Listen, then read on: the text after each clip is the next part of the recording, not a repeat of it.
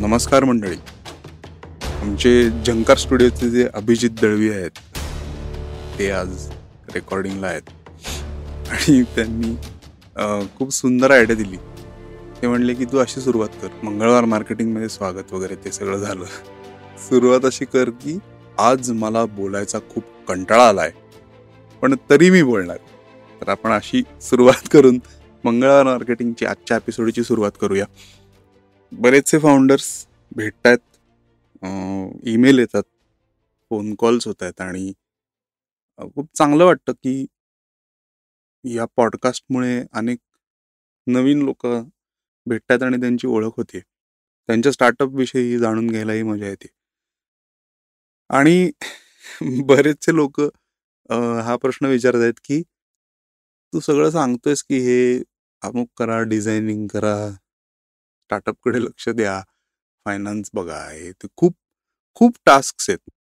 So मी एकटा माणूस किंवा एकटा फाउंडर, एकटी फाउंडर या सगळ्या गोष्टी कशा करणार?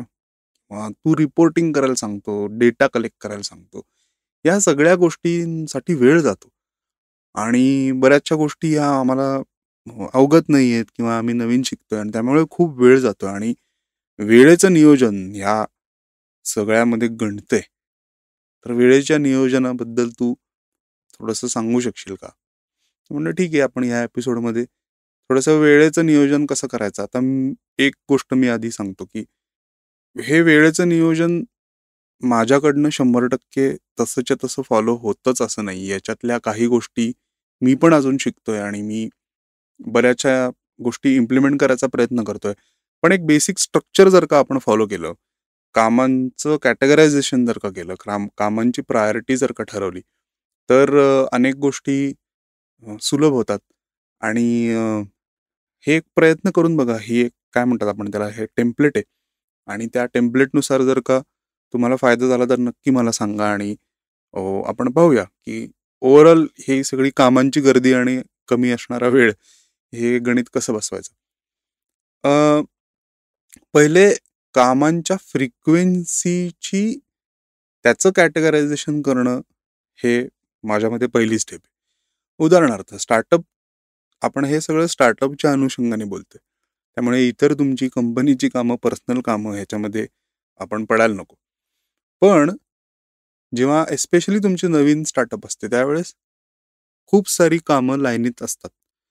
त्याच्यातली काही कामं अशी असतात की जी महिन्यातनं एकदाच करायची आहेत, काही कामं असतात ती वर्षातनं एकदाच करायची आहेत, काही कामं वीकली करायची आहेत, काही कामं रोज करायची आहेत आणि काही कामं ही एका दिवसात 2-3दा करायची आहेत. असं बेसिक कॅटेगरायझेशन जर का आपण केलं तर आपल्याला एक यादी मिळते की ओव्हरऑल काय काय टास्क आपल्याला नजीकच्या काळामध्ये करायच्यात. आता वर्षातनं एकदा करायची कामं म्हणजे कुठली तर डोमेन रिन्युअल्स असतील, होस्टिंग रिन्युअल असेल, अशा ज्या गोष्टी आहेत की ज्या सबस्क्रिप्शन्स असतील काही, तर अशा ज्या गोष्टी आहेत ह्या आपण वर्षातनं एकदाच करतो.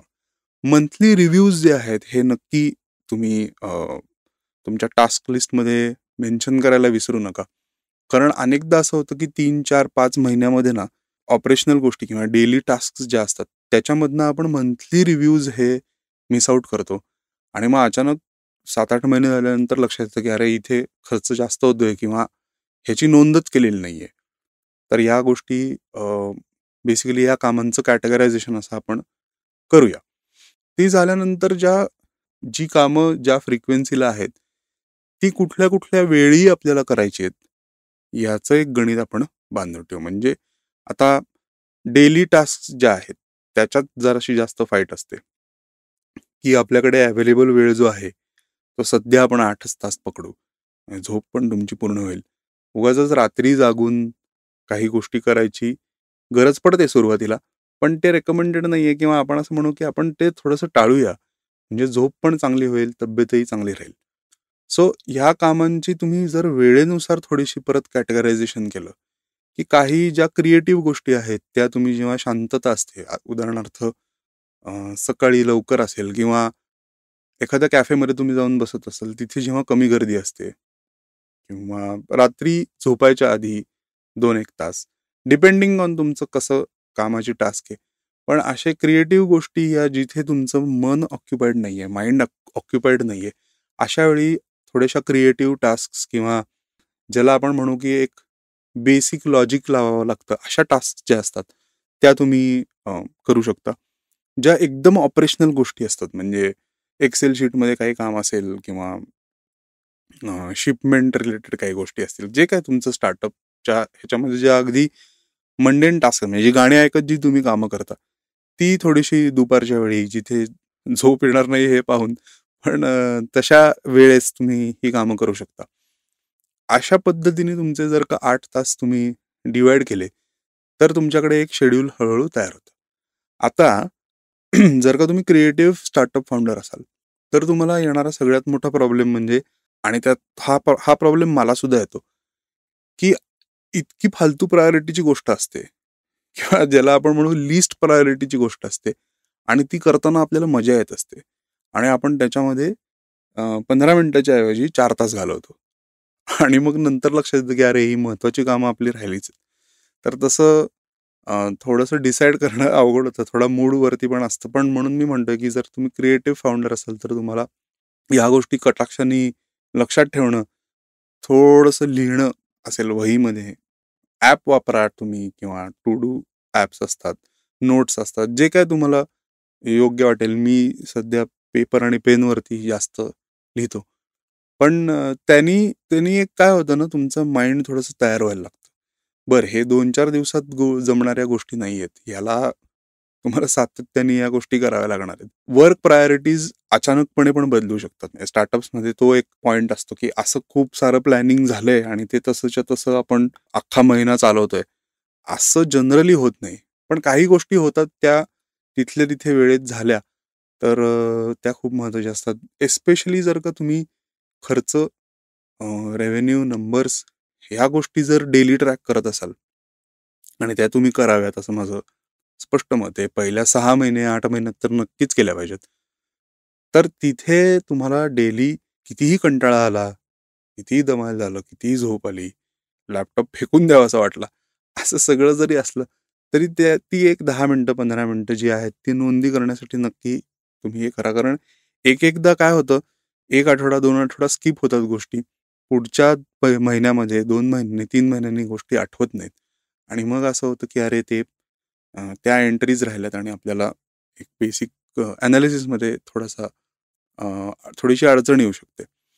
तर त्यामुळे या काही सोप्या टेक्निक्स आहेत वेळेचं नियोजन करण्यासाठी. मला खूप ऐकायला आवडेल की तुम्ही जर का वेळेचं नियोजन करत असाल तर ते कुठल्या पद्धतीने करता, तुमच्याकडनं मला काय शिकता येईल हे मला जाणून घ्यायला नक्की आवडेल. तर तुमची मेथड मला आयदर तुम्ही कसं म्हणजे Instagramवरती पाठवू शकता किंवा मेलद्वारे पाठवू शकता. Whatever whichever way is convenient.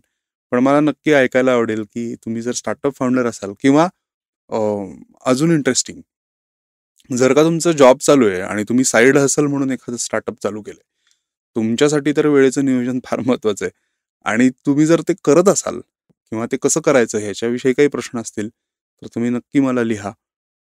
ह्याच्यात साईड हसल मी एक्सप्लेन करतो, मे बी सगळ्यांना कळेल. पण असं एखादं स्टार्टअप जे तुम्ही तुमचं रेग्युलर जॉब केल्यानंतर रात्रीच्या वेळी किंवा वीकेंड्सना अशा जर काही गोष्टी करत असाल, प्युअर पॅशन म्हणून किंवा तुम्हाला काहीतरी क्रिएट करायचं आहे म्हणून, तर अशा गोष्टींना आपण साईड हसल म्हणतो. तर तुम्ही नक्की मला टाईम मॅनेजमेंटवरती लिहून कळवा आणि मला ते ऐकायला आवडेल.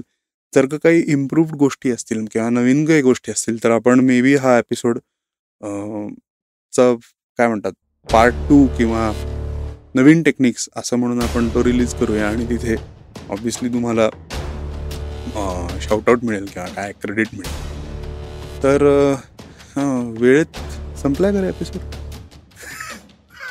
म्हणजे अभिजितचं आमच्या म्हणणं आहे की संपव वेळेत. वेळेचं नियोजन एपिसोडचं घंटा कामा नये आणि ते खरं आहे.